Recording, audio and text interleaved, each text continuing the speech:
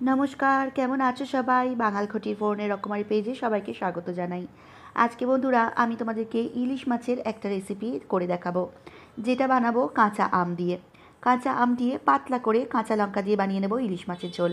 আমি সাধারণত খুব ঘরোয়া বাঙালি খাবারের রেসিপি করে থাকি, তো এটাও সেরকমই একটা রেসিপি। রান্নাটা শুরু করব। শুরু করার জন্য এখানে কড়াই বসিয়ে কড়াইতে সবার প্রথম দিয়ে দিলাম সানফ্লাওয়ার অয়েল। আমি রান্নাটা সানফ্লাওয়ার অয়েল দিয়ে করছি, তোমরা চাইলে রান্নাটা সর্ষের তেল দিয়েও করতে পারো। তেলটাকে আগে খুব ভালো করে গরম করে নেব। তেল যখন খুব ভালো করে গরম হয়ে যাবে, গ্যাসের ফ্লেমটাকে এবারে কমিয়ে দেবো। কমিয়ে দিয়ে দেখো লম্বা লম্বা সরু সরু করে বেগুন কেটে নিয়েছি। কেটে ভালো করে ধুয়ে পরিষ্কার করে নিয়েছিলাম। এখন এই বেগুনগুলো তেলের ওপর দিয়ে দেবো। তেলের ওপর বেগুনটা দিয়ে বেগুনটাকে এখন ভাজা করব। বেগুনটা ভাজা করার জন্য বেগুনের মধ্যে দিয়ে দিলাম অল্প একটুখানি নুন, আর দিয়ে দিলাম অল্প একটুখানি হলুদ। নুন আর হলুদ গুঁড়ো দিয়ে এখন বেগুনটাকে কিছুক্ষণ নেড়ে চেড়ে ভাজা হতে দেবো। বেগুনটা ততক্ষণ ভাজা করব যতক্ষণ না বেগুনটা বেশ হালকা হালকা লাল লাল করে ভাজা হয়ে যায়। খুব কিন্তু ভাজা করব না, হালকা হালকা লাল লাল করে ভাজা করব। আর যতক্ষণ বেগুনটা ভাজা করব পুরোটাই কিন্তু গ্যাসের ফ্লেম মিডিয়াম আঁচ করে দিয়ে ভাজা করব। তাতে বেগুনটা আস্তে আস্তে সুন্দরভাবে ভাজা হতে থাকবে, আর বেগুনটা কিন্তু লাল লালও হয়ে যাবে। তো কথা বলতে বলতে দেখো আমি এখানে বেগুনটাকে প্রায় মিনিট 2 থেকে আড়াই মিনিট মতো নেড়ে চেড়ে ভেজে নিয়েছি, হালকা হালকা রং ধরে গেছে। এবারে এই পর্যায়ে বেগুনগুলোকে তুলে নেব। তুলে নেওয়ার পরে কড়াইতে যে তেল আছে ওই তেলেতেই বাকি রান্নাটা করব। এবারে মেন রান্নাটা শুরু করব। শুরু করার জন্য সবার প্রথম কড়ার মধ্যে তেলেতে দিয়ে দিলাম কালো জিরে ফোড়ন। কালো জিরে ফোড়ন দিয়ে দেওয়ার পরে এখন এর মধ্যে দিয়ে দেবো গোটা কয়েক কাঁচা লঙ্কা। এই কাঁচা লঙ্কাগুলো আমি চিড়ে নিয়েছি। আর এই সময় কিন্তু গ্যাসের ফ্লেম একদম কম করে রাখবে, নাহলে কিন্তু লঙ্কাগুলো ফেটে ফেটে গায়ে আসবে, আর ফোড়নটাও পুড়ে যাবে। একদম ফ্লেম কম করে দিয়ে লঙ্কাটা আর কালো জিরেটাকে একটু ফ্রাই করে নিয়েছি। তারপরে এর মধ্যে দিয়ে দিলাম গোটা একটা টমেটো। একটা বড় দেখে গোটা টমেটো কুচি কুচি করে কেটে ধুয়ে নিয়েছি। সেই টমেটোটা দিয়ে অল্প একটু নুন দিয়ে দিলাম। এবারে নুন দিয়ে টমেটোটাকে ভালো করে নেড়ে চেড়ে কিছু 2 মিনিট মতো টমেটোটাকে ফ্রাই হতে দেবো। নুনটা দিলে টমেটোটা সহজেই মজে যাবে, তাই জন্য নুনটাই সবার প্রথম দিয়ে দিলাম। দিয়ে টমেটোটাকে নেড়ে চেড়ে এখন 2 মিনিট মতো ফ্রাই হতে দেবো। 2 মিনিট মতো পরে আবার ফিরে আসবো। 2 মিনিট মতো পরে ফিরে এসেছি, টমেটোটা দেখো একদম গলে গলে গেছে। দেখে বুঝতেই পারছো টমেটোটা কিন্তু প্রায় অনেকটাই ভাজা হয়ে গেছে। এই পর্যায়ে এখন যেটা করব, আমি যেই কটা মাছ রান্না করব সেই মাছের পিস কটা এখন ওপর থেকে দিয়ে দেবো। আমি কিন্তু এই রান্নাটা পুরো কাঁচা মাছ দিয়ে করব, একটুও কিন্তু মাছ আমি ভেজে নেইনি। এই আম দিয়ে পাতলা মাছের ইলিশ মাছের ঝোল যেটা আমি করব, সেটার জন্য কিন্তু মাছ এরকম কাঁচা কাঁচা করে রান্না করলেই খেতে বেশি ভালো লাগে। তা কাঁচা মাছগুলোকে তেলের ওপর একে একে সাজিয়ে দিলাম, যতগুলো মাছ করব ততগুলো মাছ দিলাম। দিয়ে মাছের যে তেলটা সেটাও এখানে দিয়ে দিলাম, তেল বা পোটকা যেটাই বলো না কেন সেটাও দিয়ে দিলাম। দিয়ে মাছের এক পাশটা একটুখানি আমি টমেটোর ওপর দিয়েছি বলে একটু হালকা ফ্রাই করে নিলাম। নিয়ে দেখো মাছগুলোকে উল্টে নিচ্ছি। কাঁচা বলতে কিন্তু এইভাবেই মাছগুলোকে একটুখানি ফ্রাই করে নেব। যতটুকু টমেটোর ওপর দিয়ে দিয়ে মাছগুলো ফ্রাই হয় ততটুকু ফ্রাই করব, যাতে মাছের একদম কাঁচা গন্ধটা চলে যায়। তো উল্টে পাল্টে নিয়ে মাছগুলোকে পুরো রেডি করে নেব। এক পাশটা ভাজা হয়ে গেলে আর এক পাশটাকে উল্টে দেবো। প্রত্যেকটা মাছ একে একে দেখো একদিকটা একটুখানি 2 মিনিট মতো একটুখানি হতে দিয়েছিলাম, দিয়ে আরেকটা পাশ উল্টে দিলাম।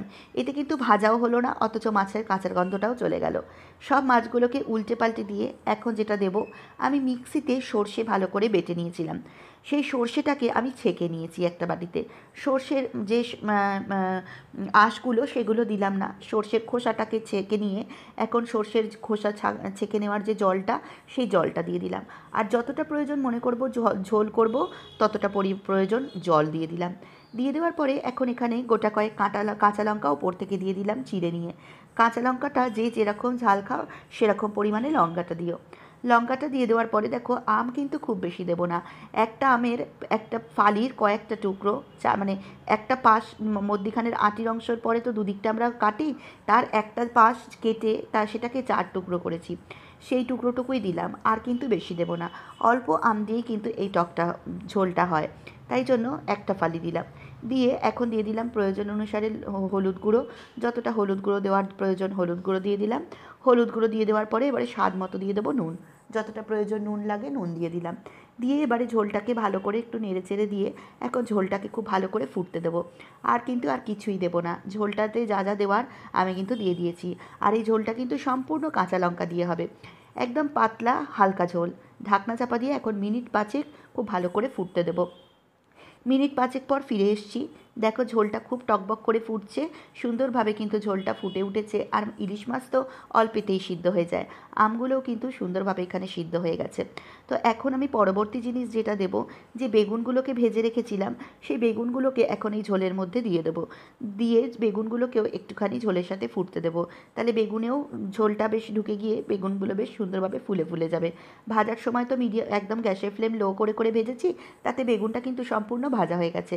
খালি ঝোলের রসটা যাতে বেগুনের মধ্যে খুব ভালো করে চুবে যায়, তাই জন্য বেগুনটাকে দিয়ে এখন আরেকটুখানি মিনিট 2 মতো একটুখানি গ্যাসের ফ্লেমকে মিডিয়াম আঁচ করে ঢাকনা চাপা দিয়ে বেগুনটাকে দিয়ে ফুটতে দিয়ে দেবো।